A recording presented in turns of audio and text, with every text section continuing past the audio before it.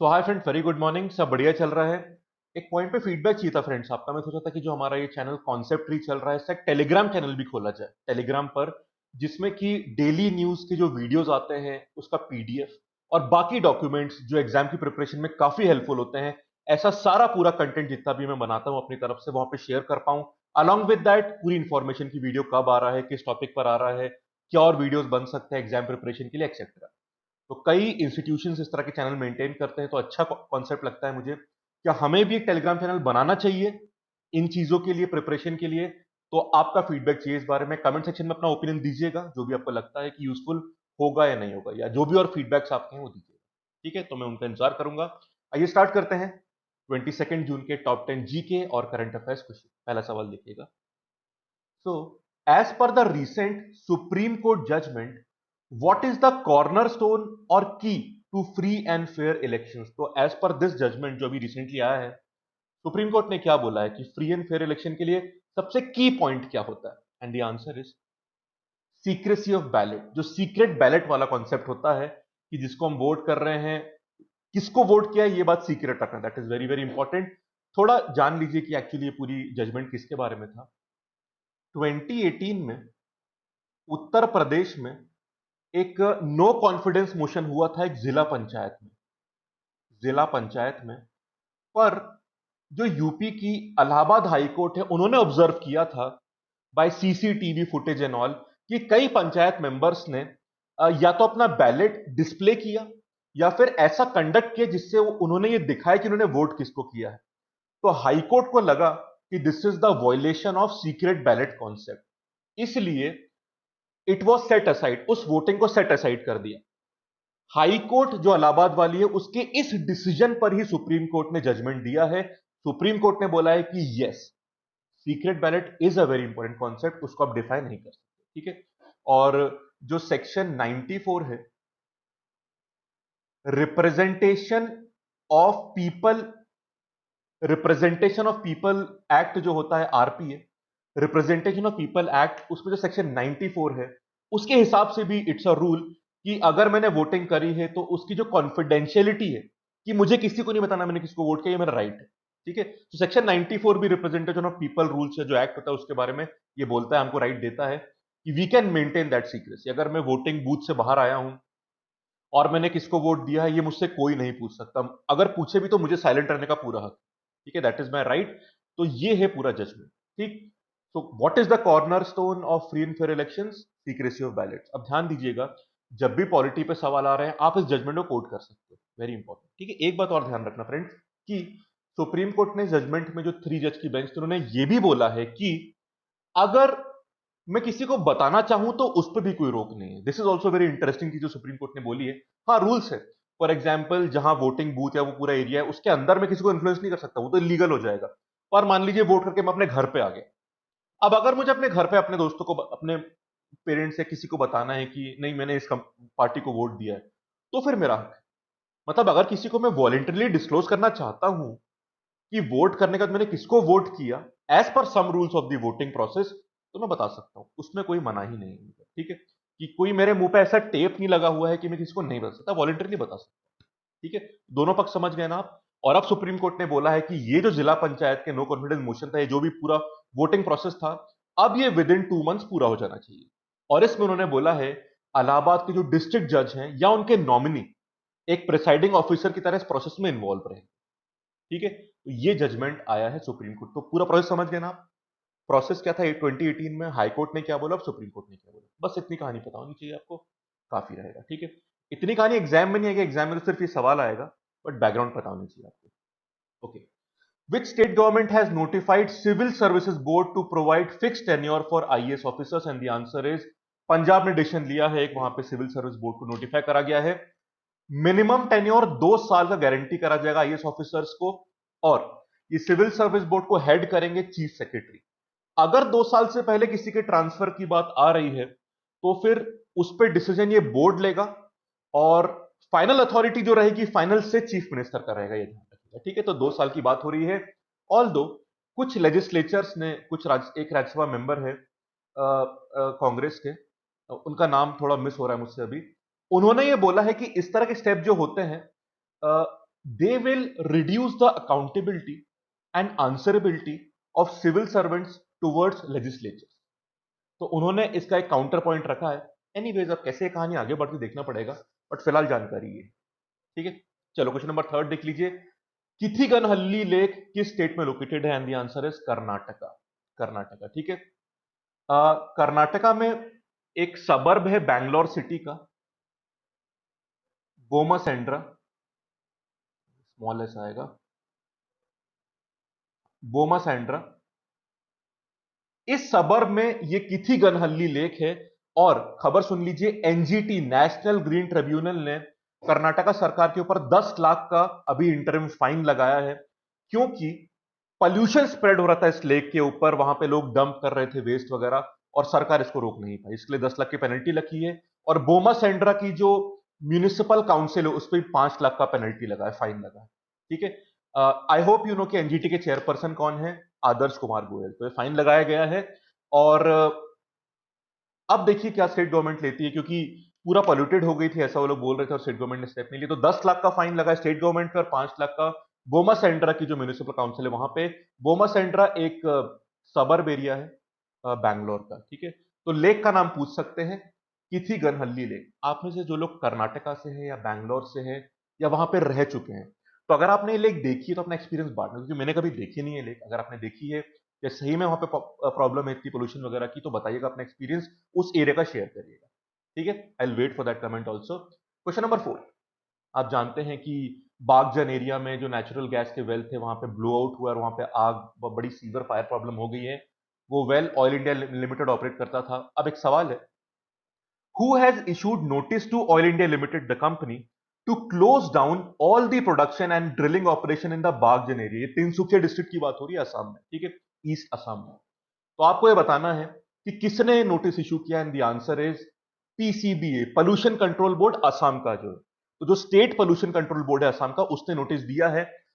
ये नोटिस परसों की बात है। अब कल ऑयल इंडिया लिमिटेड ने बोला है कि ऐसा मत करिए, अगर सारे ऑयल वेल इस तरह से बंद करेंगे उस एरिया के तो ब्लो आउट की प्रॉब्लम और बढ़ जाएगी, ये उन्होंने बोला है, ठीक है। और हो सकता है कि ऑयल इंडिया लिमिटेड आने वाले कुछ दिनों में गुवाहाटी हाई कोर्ट को अपील करे इस बारे में कि ऐसा नोटिस हटाया जाए और कंप्लीट क्लोजर ना करा जाए। तो बहुत सीवियर प्रॉब्लम है, कई जगह से एक्सपर्ट आ रहे हैं, सिंगापुर से भी बात चल रही थी इस बारे में, एंड एनडीएमए की टीम, मतलब बहुत सारे काम चल रहे हैं इस प्रॉब्लम को खत्म करने के। इट इज सीवियर प्रॉब्लम, ठीक है, इस आग को खत्म करना। उसके अलावा काफी इको सेंसिटिव जोन्स भी वहां पे आस, डिब्रू साइकोवा और बहुत सारे हमने वेटलैंड्स की यहाँ पे बात करी थी। तो इट्स अ सीवियर प्रॉब्लम, देखते किस तरह सॉल्व करते हैं। फिलहाल तो प्रॉब्लम चल रही है। फिफ्थ क्वेश्चन देख लीजिए, एक और ड्रग्स वाला question, very important. Which drug manufacturer has received approval from DCGI, drug controller general of India, to manufacture and sale a generic version of Gilead's remdesivir. Remdesivir drug किसकी? Gilead की, हम देख चुके हैं। उसको जेनरिक वर्जन में manufacture करने की परमिशन किस कंपनी को मिल चुकी है? और एक किसकी ड्रग है for the treatment of covid in India? Official drug नहीं है, बट उससे कुछ केसेस में फायदा देखा गया, इसलिए अब इन ड्रग्स को यूज करा जा रहा है, रेमडेसिविर एक्सेट्रा, ठीक है। फाविपीरावीर की हम बात कर रहे थे, रेमडेसिविर की अभी बात कर रहे हैं, ठीक है, वो सब चीजें। चलिए, फाविपीरावीर तो ग्लेनमार्क की थी, रेमडेसिविर गिलियड की। अब उसे कौन मैन्युफैक्चर करेगा? हीट्रो।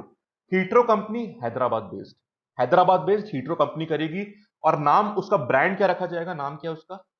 कोविफॉर, इस नाम से बेचा जाएगा इसको, ठीक है। पर ध्यान रखिएगा, ऐसी कोई भी दवाई, मैं हर वीडियो में बोलता हूं, बिकॉज एज अ सिटीजन भी बताना मेरी जिम्मेदारी है, कि कभी भी ऑफिशियल गवर्नमेंट डॉक्टर्स, हॉस्पिटल्स की परमिशन के बिना ये दवाई लेने का सोचिएगा भी मत। It is not allowed that, ठीक है। ये साइड इफेक्ट हो सकते हैं, प्लीज जब तक परमिशन या ऑफिशियल रिकमेंडेशन ना हो, ऐसा कोई कदम हमको नहीं उठाना। You have to follow government's directive. Six question देखिएगा, नेपाल में जो सदर्न एरिया है वो प्लेन एरिया है, जो तराई एरिया बोलते हैं ना, जो हमारे हमारे इंडिया से जुड़ता है। नॉर्थ में हिल्स वगैरह है, पर साउथ में प्लेन एरिया, उसको क्या बोलते हैं? उसको बोलते हैं मधेस एरिया, इसलिए वहां के लोगों को मधेसीज बोलते हैं। और एक बार ध्यान रखिएगा, जो एक बहुत इंटीमेसी है, किनशिप का रिलेशन है इंडिया का, वो मेनली मधेसीज के साथ है। तो एक बहुत क्लोज कनेक्शन है मधेसीज और इंडियंस के बीच में। और कुछ रूल, और इसलिए कई बार वहां के हिली हिली जो लोग हैं, हिल के लोग हैं, और प्लेन, उनके बीच में कॉन्फ्लिक्ट भी रहता है, बिकॉज मधेसी लोग, साउथ हिल के लोग जो नेपाल के हैं, they are very much pro India, वो इंडिया से काफी क्लोज है। और कई बार हिल और मधेसी में कॉन्फ्लिक्ट चलता रहता है इस बारे में। अब उसी बारे में कॉन्फ्लिक्ट आया है। एक रूल नेपाल में चल रहा है कि जो भी अगर कोई फॉरेन गर्ल किसी नेपाली मैन से मैरिज करती है तो 7 साल का वेटिंग पीरियड देना पड़ेगा, तब जाके उस फीमेल को नेपाल की सिटीजनशिप मिलेगी। और इस रूल से मधेसीज बहुत अफेक्टेड है और बहुत गुस्सा है और इसको प्रोटेस्ट कर रहे हैं, क्योंकि बहुत किनशिप रिलेशन मैरिजेस वगैरह मधेसीज और इंडियंस में काफी होती रहती हैं। तो उनको लगता है, मधेसीज बोल रहे हैं कि नहीं यार, ये तो रेशियल डिस्क्रिमिनेशन है इस तरह का डिसीजन लेना, ये गलत बात। ठीक है, तो मधेसी से काफी फर्क पड़ रहा है उनको इस डिसीजन से, उसका प्रोटेस्ट कर रहे हैं वो लोग इस 7 ईयर वेटिंग पीरियड वाले का। ठीक है, कि 7 साल किसी, मान लीजिए किसी इंडियन गर्ल ने शादी करी नेपाली पर्सन से, 7 साल उसको वेट करना पड़ेगा नेपाली सिटीजनशिप के लिए। तो ये थोड़ा डिस्क्रिमिनेटरी डिसीजन है जो लिया जा रहा है, जो सही नहीं है। ठीक, तो ये सब बात है। इसका कई लोग प्रोटेस्ट कर रहे हैं, नेपाली कांग्रेस ने भी इस रूल का प्रोटेस्ट किया और मधेसी भी प्रोटेस्ट कर रहे हैं। तो मधेस उस एरिया को बोलते हैं, आप मधेसी पार्टी बहुत सुनते होंगे। मधेस मतलब वो एरिया जो सदर्न नेपाल में है, जो प्लेन एरिया है, जिसको तराई एरिया भी बोलते हैं। समझ गए? चलिए, क्वेश्चन नंबर 7। राजेंद्र गोयल एक बहुत famous sports person, he is no more with us, he is expired unfortunately. वो किस स्पोर्ट से रिलेटेड है? And the answer is cricket. He was a very famous left arm spinner, और ये मतलब कि क्रिकेट से जुड़े हुए थे।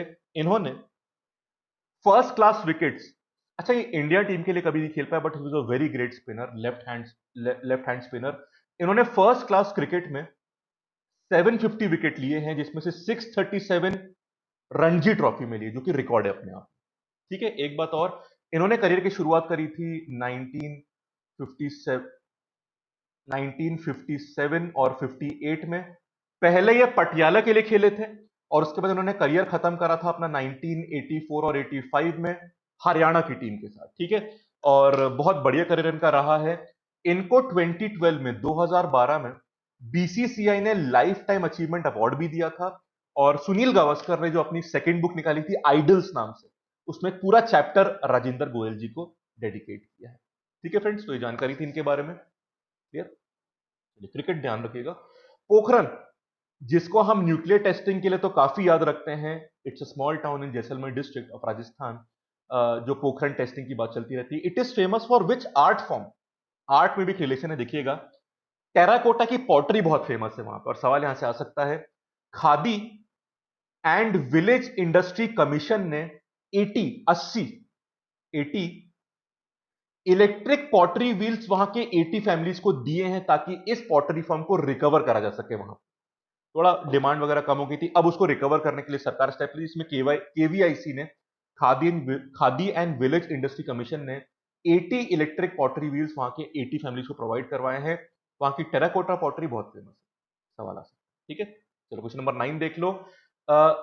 होम मिनिस्टर अमित शाह जी ने 14 जून को एक कमिटी बनाई थी दिल्ली में कोविड-19 को कंटेन करने के लिए। वो कमिटी को कौन हेड कर रहा था? And the answer is V K Paul, NITI Aayog member we K Paul. ठीक है, उस कमिटी ने अपनी रिकमेंडेशन दे दी है, रिपोर्ट दे दी है, जिस पर अमित शाह जी ने मीटिंग भी करी। अब क्या डिसीजन लिया था वो देखा जाएगा। तो we K Paul committee Delhi में कोविड-19 कंट्रोल करने के लिए बनाई गई थी, नाम याद रखिएगा। ठीक है, लास्ट क्वेश्चन। आप जानते हैं ना फ्रेंड्स, माइनर, पहले क्वेश्चन देख लो, record breaking procurement of minor forest produce under the MSP for minimum forest produce scheme, ये जो स्कीम थी हमारी, इसमें रिकॉर्ड ब्रेकिंग प्रोक्योरमेंट या जो कलेक्शन हुआ है इन द लास्ट 2 मंथ्स, कौन सा स्टेट लीड कर रहा है आपको बताना है। ठीक है, तो आप जानते हैं ना कि माइनर फॉरेस्ट प्रोड्यूस जो होते हैं, मतलब नॉन टिम्बर प्रोड्यूस, लकड़ी की बात नहीं चल रही, जो बाकी होते हैं, गम हो गया, उसके बाद कुछ लीव्स, उस तरह की बहुत सारे प्रोड्यूस उस तरह से होते हैं, जिसको यूज खासकर ट्राइबल कलेक्शंस में करते हैं अपने, उनसे काफी इनकम आती है। कुछ पत्ते हो जाते हैं, you know, many things are there, पूरी लिस्ट की हमने बात करी थी। अब यहां पे ध्यान रखिएगा कि इसका भी एमएसपी होता है, और 26 मई को there were 23 more minor forest produce, जिनको इस लिस्ट में ऐड करा गया। अब पिछले 2 महीनों में रिकॉर्ड कलेक्शन हुआ, हाईएस्ट छत्तीसगढ़ का रहा है, लगभग 52.80 करोड़ कलेक्शन छत्तीसगढ़ से हुआ है। और अगर सेकंड पे उड़ीसा और थर्ड पे गुजरात है। अगर सारे लगभग 16 स्टेट्स में वन धन स्कीम के थ्रू कलेक्शन चल रहा है, अगर सारा गवर्नमेंट और प्राइवेट ट्रेड को इंक्लूड करा जाए, तो लगभग 2000 करोड़ का ट्रेड यहां पे हुआ है, 2000 करोड़ का इंजेक्शन यहां पे हुआ है। इट्स अ ग्रेट अमाउंट, तो ये बहुत बड़ी सक्सेस है इकोनॉमिक रिकवरी के लिए, खासकर ट्राइबल पीपल्स को बहुत फायदा पहुंचा है। हाईएस्ट पे छत्तीसगढ़ है, 52.80 करोड़ का कलेक्शन यहाँ पे हुआ।